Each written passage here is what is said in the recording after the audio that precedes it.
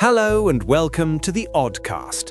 Today we're going to be taking a closer look at why people get weird about Friday the 13th. Even folks who swear they're not superstitious will joke about being careful that day.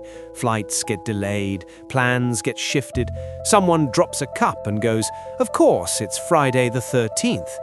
But when you really pull this thing apart, it turns out the fear doesn't come from anything real.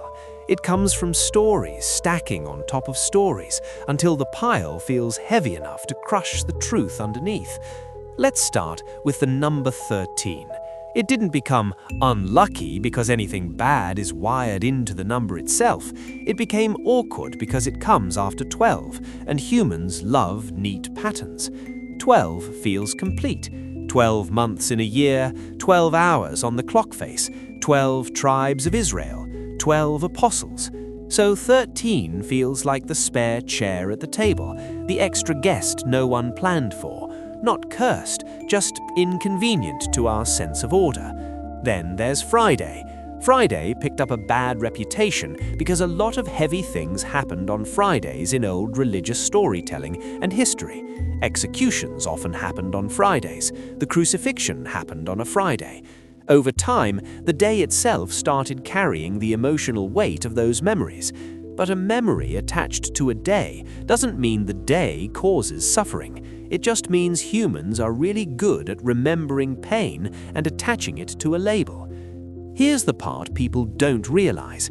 Friday and 13 were feared separately for a long time, but the idea that Friday the 13th is some kind of doomsday is actually pretty recent.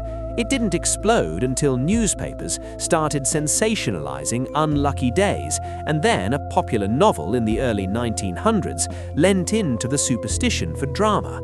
After that, horror movies came along and basically tattooed the fear onto pop culture. Once you've seen a masked killer linked to a date a few times, your brain starts flinching at the calendar, not because anything changed in reality, but because stories rewired your expectations. And that's where the psychology kicks in. When something bad happens on a normal day, you shrug it off. When something bad happens on Friday the 13th, you remember it. Your brain highlights the coincidence and ignores the hundreds of ordinary Fridays when nothing went wrong. That's confirmation bias. We remember what fits the story and forget what doesn't. Then there's the self-fulfilling part.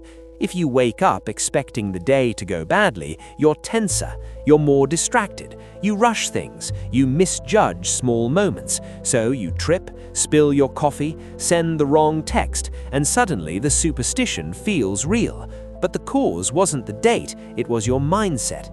Even when people have tried to measure this stuff, the numbers don't back up the fear. Accident rates don't spike, hospital admissions don't jump. Sometimes they even drop slightly because people are being extra cautious. Reality refuses to play along with the myth. So why does Friday the 13th still have a grip on us? Because humans love spooky stories.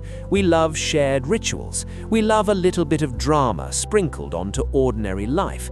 Friday the 13th is basically a campfire story we all agreed to keep telling. It makes the world feel mysterious, even when it isn't. But once you strip it down, there's nothing underneath the costume. It isn't cursed, it isn't charged with dark energy, it isn't an omen. It's just a normal Friday with a normal number, wearing a mask made of old stories, movies, and repetition. The only power it has is the power we give it. Take that away, and it's just another square on the calendar. No warning, no fate, just a date. Until next time, stay curious.